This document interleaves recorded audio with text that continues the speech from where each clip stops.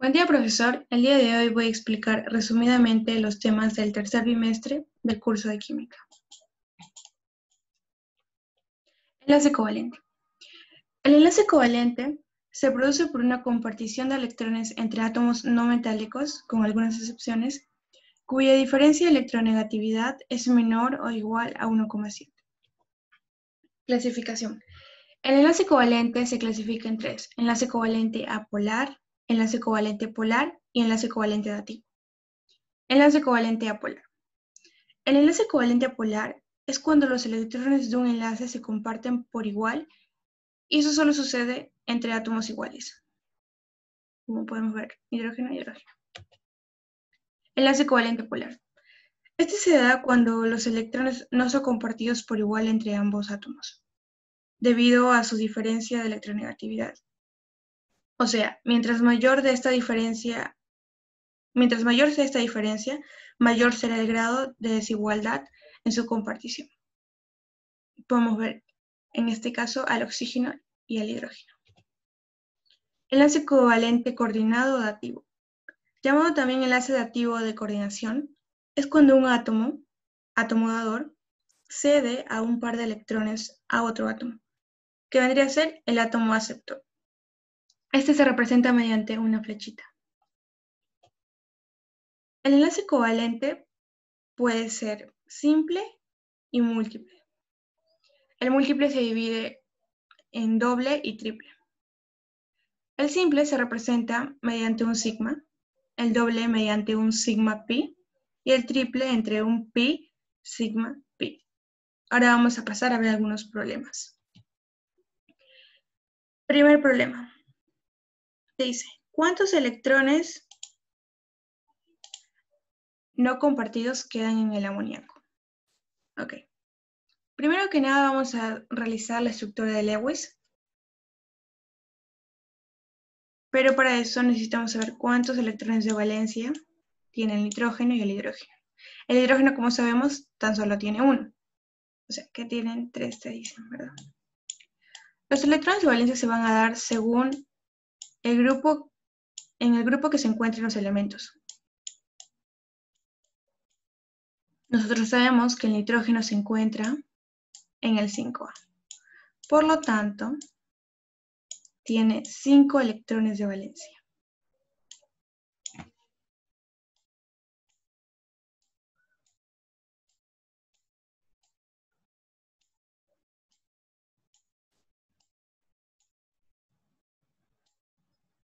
Bien. Una vez que tenemos los electrones de valencia expuestos, vamos a compartirlos para que puedan llegar a la regla del octeto. O sea, que lo que queremos es que tengan 8 electrones de valencia para que estén completos. Obviamente el hidrógeno nunca va a llegar. Vamos a compartirlos. El hidrógeno, los 3 hidrógenos van a compartir el único electrón de valencia que tiene. Y eso sería todo. Ya tienen, sí, a ver, vamos a contarlos. Si acá hay 5, 6, 7 y 8. 8 electrones. Ok, entonces esto ya está. ¿Cuál es la pregunta? ¿Cuántos electrones no compartidos quedan? 1, 2. 12 electrones. Sale la A. Vamos a por el siguiente. Bien, dice, hallar el número de enlaces sigma en los compuestos. Como habíamos mencionado antes, un enlace simple es sigma. Un enlace doble es sigma pi. Y un enlace triple es pi, sigma, pi. Algo que no les mencioné antes es que el enlace dativo va a venir a ser igual que un enlace simple. Va a ser representado también por un sigma. Bien, ahora entonces, una vez recordado esto, vamos a empezar. Acá hay un enlace doble. El enlace doble, pi sigma. O sigma pi. Enlace dativo, que vendría a ser igual que un enlace simple. Sigma. Otro dativo, sigma rotativo y un enlace doble, sigma y pi. ¿Cuántos hay en estos dos compuestos? Acá hay 2 y acá hay 3, que vendría a ser la D. Y eso sería todo por este tema. ¿Okay? Vamos a pasar al siguiente tema, que sería unidades químicas de masa. Un UMA. ¿Qué es un UMA? Un UMA es la 12ª parte de la masa del átomo de un carbono, que es igual, que equivale a 1,66 por 10 a la 24. Mol, llamado también número de Avogadro, es la cantidad de sustancias de tantas unidades estructurales. Estas unidades pueden ser átomos, moléculas, electrones, etc., que están contenidas en una muestra de 12 gramos de carbono. Esto equivale a 6,023 por 10 a la 23. Peso atómico. Es la masa promedio de un elemento que se obtiene a partir de la masa de los isótopos de un elemento y de sus abundancias en la naturaleza. Se define para cada elemento de la tabla periódica y este tiene por unidad al UMA. Como podemos ver, su fórmula sería las masas de los isótopos por las abundancias isotópicas entre 100, el 100%. Peso molecular. El peso molecular se determina sumando los pesos atómicos de los elementos teniendo en cuenta el número de átomos de cada elemento. Por ejemplo, aquí tenemos al carbono, calcio y oxígeno. Nosotros sabemos que el calcio, su peso atómico es 40, ¿cierto? Aquí está. En el carbono es 12 y en el oxígeno es 16. Entonces, como dijimos aquí, vamos a sumarlos y multiplicarlos por la cantidad de átomos que contienen estos. ¿Cuántos átomos hay en un calcio? Solo uno. Vamos a multiplicarlo por su peso atómico. Y el mismo procedimiento vamos a realizar con los otros elementos. Al hacer esto, una vez realizado esto, vamos a sumar y la respuesta, el equivalente que sale de todo esto, vendría a ser su masa molecular. Bien, vamos a pasar al siguiente. Peso molecular, peso atómico de los elementos peso atómico de los elementos más conocidos. Pues aquí prácticamente hay un cuadro donde estos son pesos atómicos que tenemos que saber de memoria, porque así agilizamos más y en algunos problemas se nos va a hacer más fácil resolverlos sin que estos te lo den. Por ejemplo, como sabemos, el hidrógeno vale 1, el carbono 12, el nitrógeno 14, el oxígeno 16 y sodio 23, azufre y así. Bien, el atomogramo. ¿Qué es el atomogramo? El atomogramo es el peso en gramos de un mol de un elemento. Este también contiene 6,023 por 10 a la 23. Acá hay un ejemplo. Dice, ¿cuánto hay en un atomogramo de calcio? Si sabemos que el calcio contiene 40 gramos, ¿cuánto vendría a ser? Simplemente la multiplicación de esto, ¿verdad? De lo que habíamos mencionado antes. Y el mol gramo o molécula gramo mol viene a ser lo mismo, solamente que este es el peso en gramos de un mol de átomos. Esto es, como dice aquí, esto es exactamente igual al peso atómico expresado solamente que en gramos. Como podemos ver aquí, un mol de cierto elemento es igual a la masa molecular, ¿verdad? Y contiene 6,023 por 10 a la 23. Vamos a empezar con los problemas. Bien.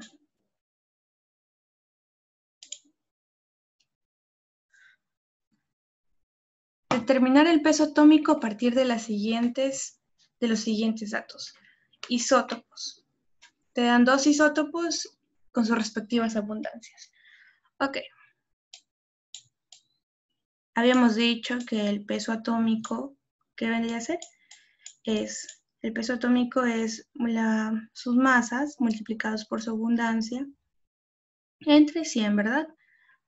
Entonces, vamos a por ello. ¿Cuánto sería? 60 por 51 más 53 por 40. Ahí.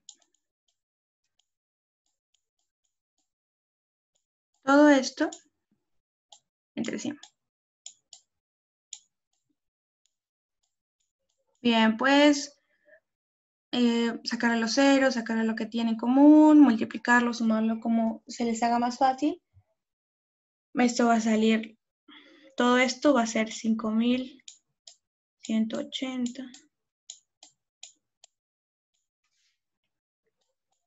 entre 100. ¿Cuánto es esto? 51,8. Muy bien. Eso sería todo. Así de fácil se halla el peso atómico. ¿Cuánto pesan 3 por 10 a la 23 átomos de litio? Ok. ¿Cuánto tiene? O sea, un mol de litio.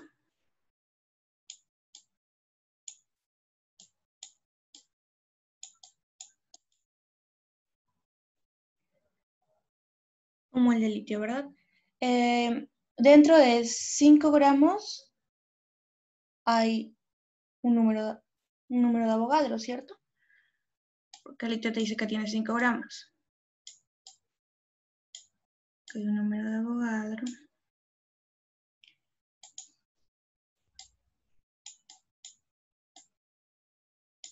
Átomos, ¿ok? Átomos.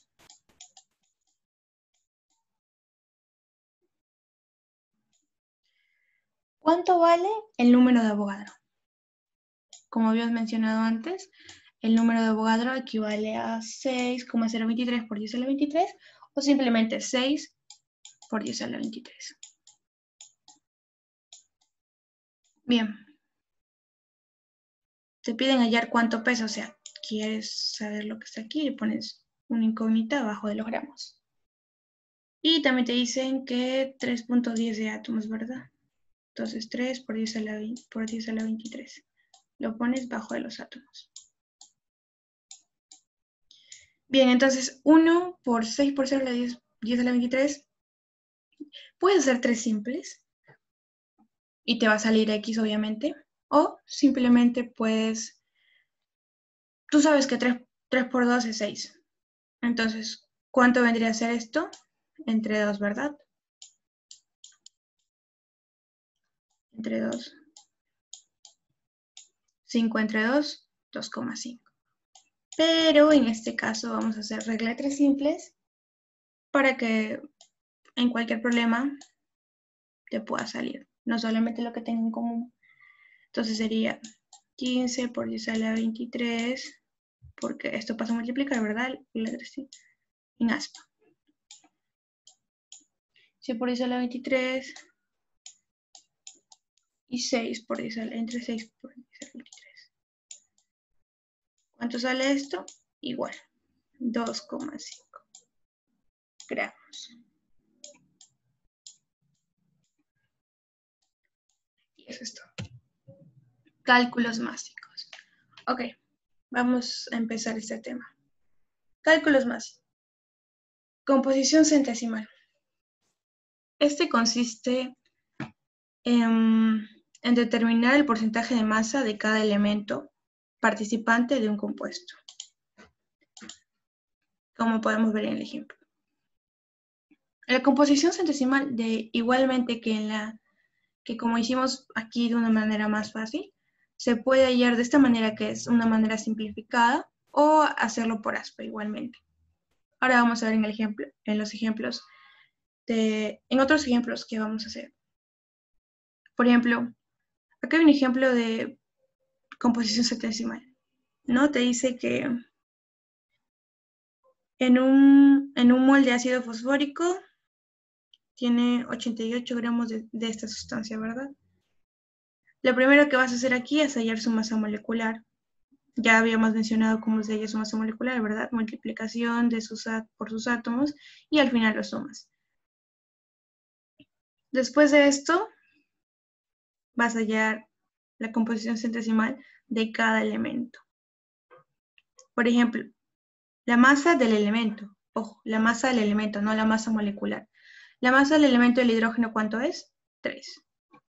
Entre la masa molecular que habías hallado, que es 98. Por 100 o entre por 100. Eso va a ir a 3,06. Y este proceso vas a hacer lo mismo con los otros elementos. Fórmula empírica, llamada también fórmula mínima. Esta se puede hallar conociendo la composición centesimal y se puede encontrar experimentalmente por medio de análisis de la muestra de un compuesto. Un ejemplo. Te dice, encontrar la fórmula empírica de un compuesto que tiene la siguiente composición centesimal. Carbono 40, hidrógeno 6,7% y oxígeno 53,3%. Bien. Para poder hallar su fórmula empírica, lo que vamos a hacer aquí va a ser dividir el peso atómico de los elementos, la masa del elemento, de la que te dan por el peso atómico del elemento. Pues mira, como habías mencionado antes, el hidrógeno vale 1, el oxígeno y el carbono, ¿verdad? Lo divides entre sus respectivos pesos atómicos, te van a dar resultados que vas a dividir todas estas cantidades, vas a dividirlas entre el menor de todos. Una vez que te salgan, vas a dividirlo entre el menor de todos para poder calcular de esta manera el número de átomos de la fórmula empírica. ¿Cuál es el menor de esos tres? 3,3, 31 es el menor, entonces va a dividirlo entre estos tres y lo que te salga son los respectivos átomos de cada elemento. Por ejemplo, te salió uno en el carbono. El carbono tan solo tiene un átomo, el hidrógeno 2 y el oxígeno 1. Y eso es lo que te sale. Así hallas la fórmula empírica. Fórmula molecular. La fórmula molecular de un compuesto se puede calcular conociendo la fórmula empírica y la masa molecular del compuesto. Un ejemplo viene a ser lo mismo, ¿verdad? Hallas la masa molecular, la divides entre entre el peso y la fórmula molecular es igual a la fórmula empírica por una constante. Importantísimo para hallar la fórmula molecular. ¿Ok? Porque al final de que te salga, de que halles la constante, vas a multiplicarlo por la fórmula empírica que te dan aquí. Y así te va a salir la fórmula molecular como han hecho aquí, ¿no? Entendido eso, vamos a pasar a hacer unos problemas para después pasar al último tema. Te dicen, hallar la composición centesimal del hidrógeno en el metano. Ok, entonces, lo primero que vamos a hacer, vamos a recordar cómo se hallaba la composición centesimal. Recordemos que es el porcentaje de un elemento que es igual a la masa del elemento entre su masa molecular por el 100%.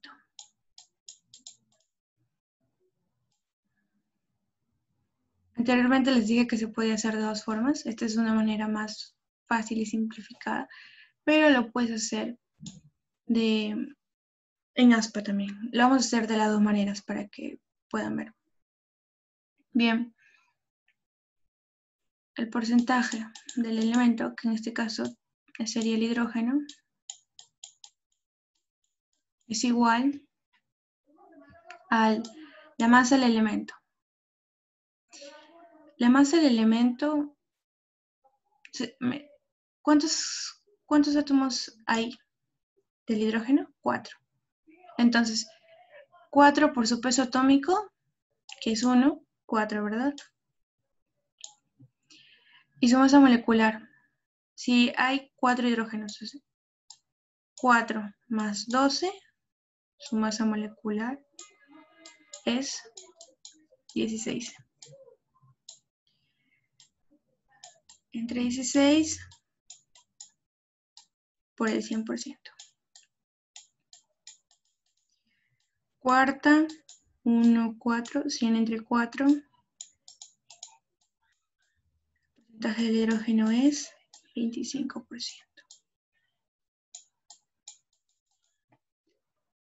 Bien, te puedes salir de esta manera como lo mencioné, o puedes hacer regla 3 simple, donde te dice que pones primero la masa molecular, que es 16, contenidas en el 100%. Y abajo de esta masa molecular pones la masa del elemento, que en este caso es 4. Y acá el hidrógeno, porque es lo que quieres hallar. Entonces, haces aspa. Y esto sale 25. Exactamente lo mismo que lo de arriba. Ahí tenemos dos maneras diferentes de hacerlo. Ahora vamos a pasar al segundo. ¿Qué peso de oxígeno existe en 980 gramos de ácido sulfúrico? Ok, primero que nada vamos a hallar la masa molecular. Masa molecular, acuérdense, es la suma, ¿verdad? Multiplicada por sus átomos. 1 por ¿cuántos hidrógenos hay? 2. Más 32, porque solo hay uno de... ¿Y cuántos oxígenos hay? 4. Ay, perdón. 4. 16. Ok, vamos a sumar entonces el hidrógeno, el azufre y el oxígeno. Esto va a salir 98. Una vez hallada su masa molecular, vamos a volver a leer el texto para poner los temas, ¿no? Aquí dicen, ¿qué peso de oxígeno existe en 980 gramos, ¿no? Te piden hallar la cantidad que hay en 980. Entonces, primero vas a poner la cantidad que hay en 98. ¿Cuántos hay? 64, ¿verdad? 16 por 4 oxígenos, 64. 64 contenidos en 98 gramos. Te piden hallar cuánto hay en 980. Volvemos a hacer aspa y nos sale 180 por 64 entre 98. Esto es igual a 640.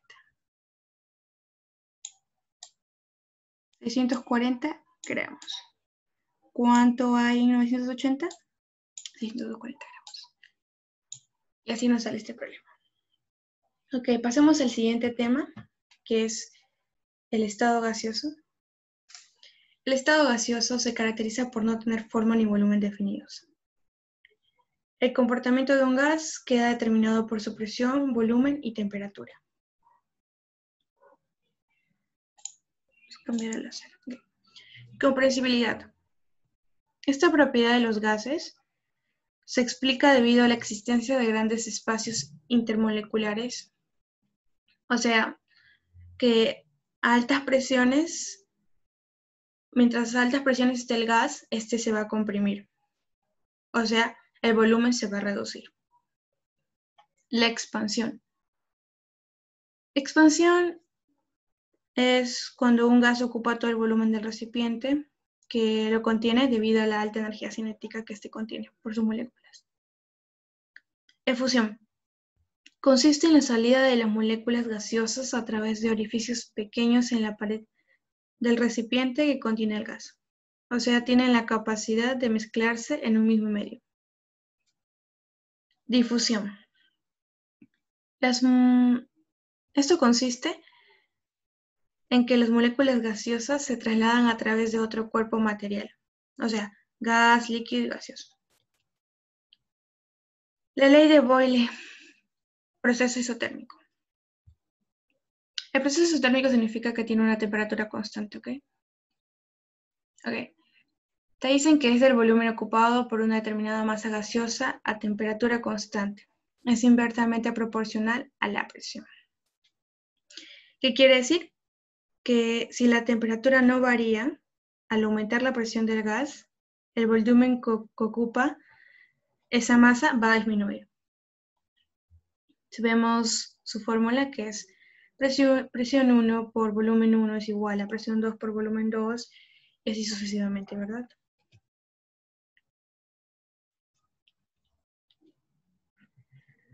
Ok. Aquí hubo un pequeño error. Sí, hubo un pequeño error. Se ha repetido. Pero bien, vamos a pasar a la siguiente ley, que es la ley de Charles, que es un proceso isobárico. ¿Qué significa el proceso isobárico?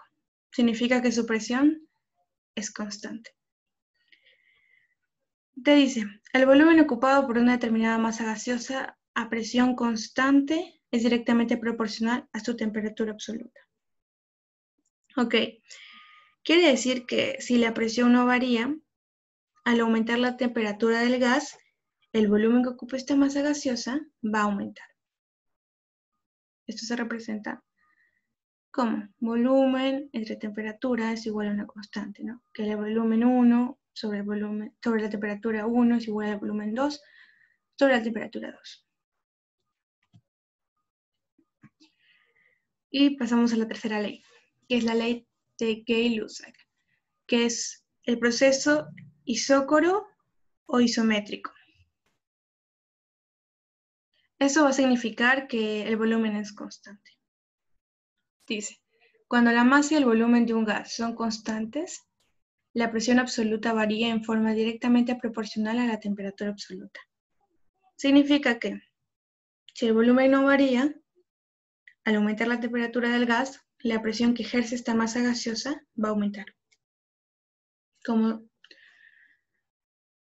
se representa presión sobre temperatura, según la constante, ¿verdad?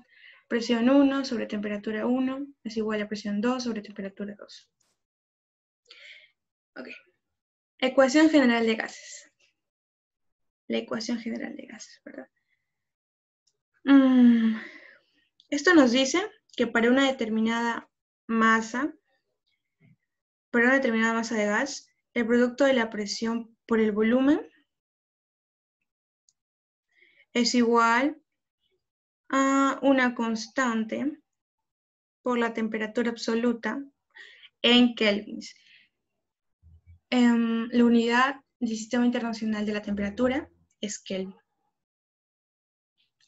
Esto lo puedes aprender mediante la memotecnia que tú quieras. ¿Ok? A mí me la enseñaron como Pablito, pero la puedes aprender como tú quieras. Ok, vamos a pasar a la ecuación universal de los gases ideales. También lo puedes aprender con cualquier memotecnia que te parezca más fácil. ¿Qué sería? ¿No? Donde la presión por el volumen es igual a N. ¿Qué es N? N es el número de moles. Como se halla el número de moles. El número de moles es igual a masa sobre la masa molecular. Por la constante universal por la temperatura. Okay.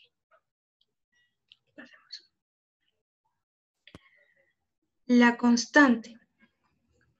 Ok, la constante va a cambiar dependiendo de los valores o sea, esto va a depender de las unidades de presión que vamos a emplear, ¿verdad? O que vayan a emplear. Por ejemplo, si la presión está en atmósferas, la constante es igual a 0,082. Si la presión está en mililitros de mercurio, o torr, su constante va a ser, va a ser igual a 62,4. Y si su presión está en kilopascal, va a ser 8,3. Okay. En función de la densidad del gas. En función de la densidad del gas tenemos presión por masa molecular es igual a la densidad por la constante por la temperatura. ¿Cómo se halla la densidad? Masa sobre volumen. ¿Qué nos indica esa fórmula? Nos indica que la densidad del gas es inversamente proporcional a la temperatura y directamente proporcional a la presión. Problemas. Vamos a empezar con los problemas. Okay.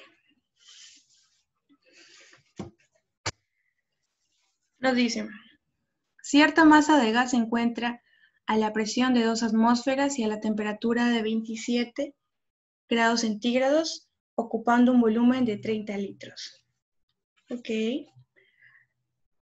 Lo que no mencioné aquí es que, como habíamos mencionado, que la temperatura está en kelvins.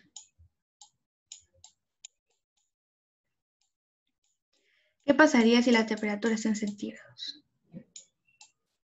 Para convertir centígrados a kelvins, vamos a sumar centígrados más 273. ¿Ok? Así convertimos centígrados a kelvins. Nos va a servir en este problema. Bien, empecemos. La presión de 2 atmósferas y la temperatura de 27 grados centígrados ocupando un volumen de 30 litros. ¿Cuál será el volumen que ocupa el gas si la temperatura ha cambiado a 127 grados centígrados y la presión es de 4 atmósferas? Ok. Te dice que ha cambiado. Como podemos ver aquí, hay dos condiciones. ¿Ok? Ojo, va a ser el mismo gas, solamente que en diferentes condiciones, o sea, en otras condiciones. Vamos a dibujarlas. Una. Esta es la 1. Y esta es la 2.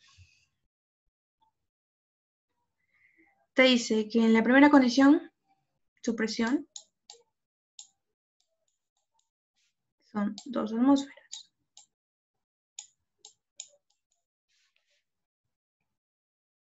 Su temperatura es 27 grados centígrados. Vamos a pasarlo de frente, ¿ok? Como ya lo había mencionado antes, la temperatura tiene que estar en kelvins. O sea, que se le va a sumar a estos 27, 273. Y 273 más 27, 300. 300. Ahora sí está en kelvins. Ok. Te dicen ahora, y el volumen, ¿verdad? El volumen que es 30 litros. Para la condición 2 te dice volumen del gas, su temperatura es 127.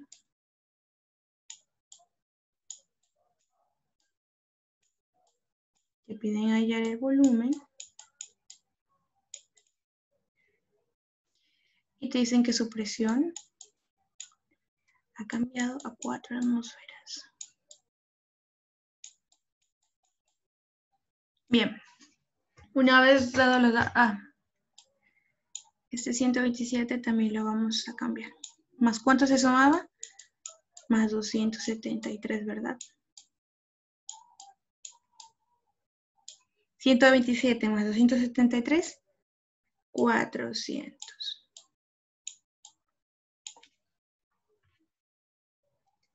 Bien, para este problema vamos a usar la ecuación general. ¿Cuál era la ecuación general? La que había mencionado con una memotecnia, ¿verdad? Que era como pavito. Que es presión 1 por volumen 1, temperatura 1, que es igual a presión 2 por volumen 2 entre temperatura 2. Ahora simplemente a reemplazar. 2 por el volumen 1, que es 30. ¿Cuánto es su temperatura ya convertida? 300.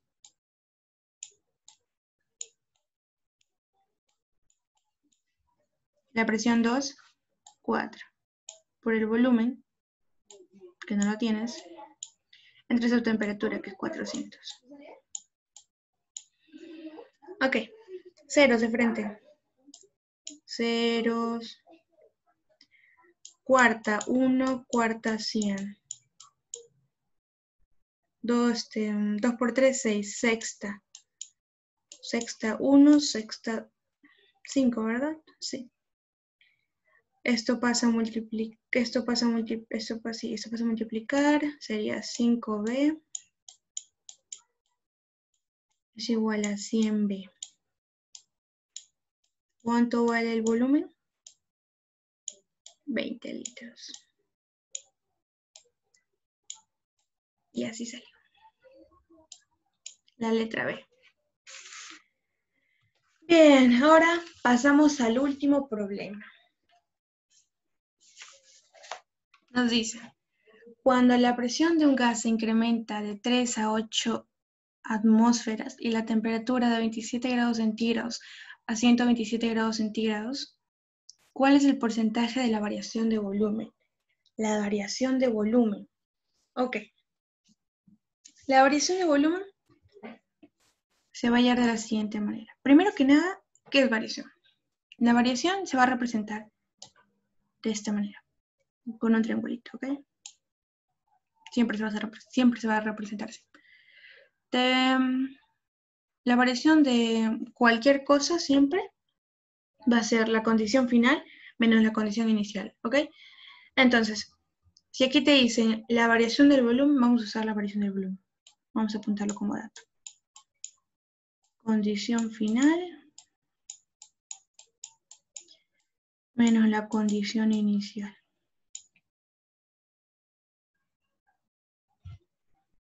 ¿Ok? Ok, pero como estamos usando el volumen, la del volumen, la del volumen. Pero son condiciones. Y el porcentaje. Ok, el porcentaje va a venir siendo lo mismo, pero dividido entre la condición inicial por el 100%. Ok, vamos a ponerlo.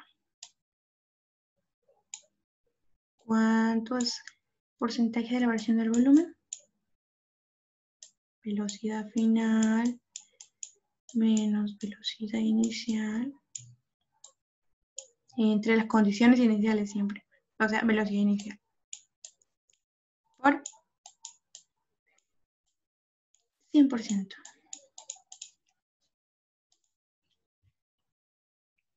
Así vas a hallar la variación del volumen. Ok. Eso lo vamos a usar al final. Primero vamos a volver a leer. Y bueno, a simple vista se nota que son dos condiciones, ¿verdad? Entonces, vamos a dibujarlas. 1, condición 1 y condición 2. 1 y condición 2. Bien, ¿cuánto es la presión en 1? 3. ¿Cuánto es la presión en 2? 8 atmósferas.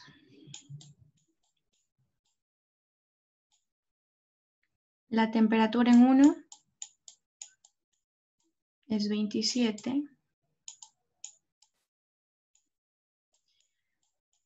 la temperatura en 2 es 127. Y el volumen, pues no tienes ninguno de los dos. ¿No? Tienes que hallar sus volúmenes.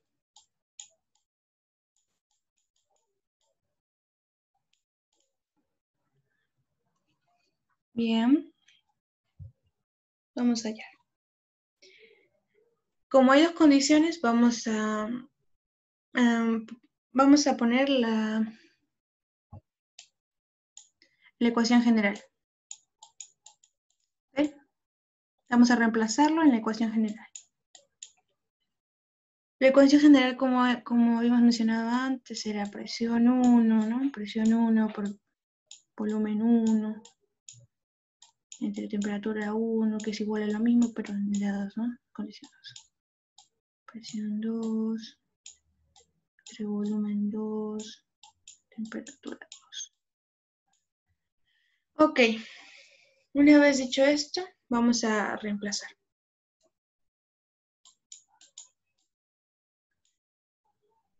B1. La temperatura. Mira, 27 y 127 grados centígrados. Está en centígrados. Pero yo necesito en Kelvin porque la temperatura siempre va a estar en Kelvin, ¿cierto? 27 y 127 no son los mismos datos que teníamos aquí. Sí, ¿verdad? Entonces, 27, 300. 127, 400. De frente. De frente, entonces. 300. Y pues, aquí, ¿verdad? Lo mismo, 8 por volumen 2 entre 400. Ok, de frente se van los dos ceros. Se van los dos ceros, se van los dos ceros, tercia, cuarta. ¿Cuánto queda ahí? 303, 1, velocidad 1.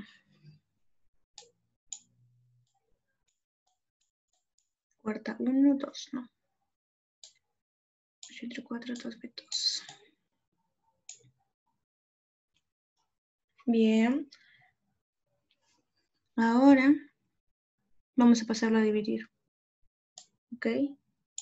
Si B1 y este B2, que va a ser igual a 2 entre 1.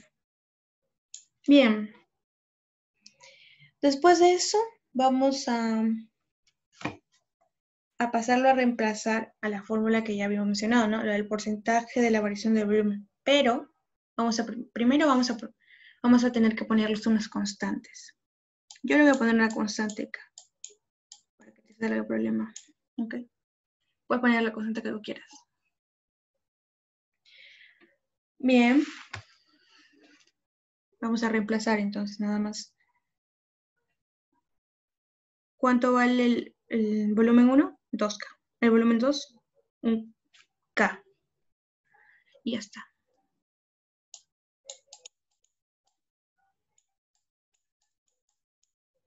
¿Cuánto es esto? K menos 2K menos K.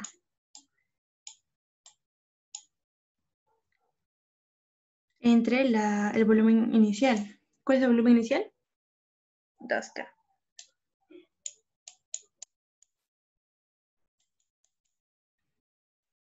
Ah, no. Por el 100%. Me lo había olvidado. Ok.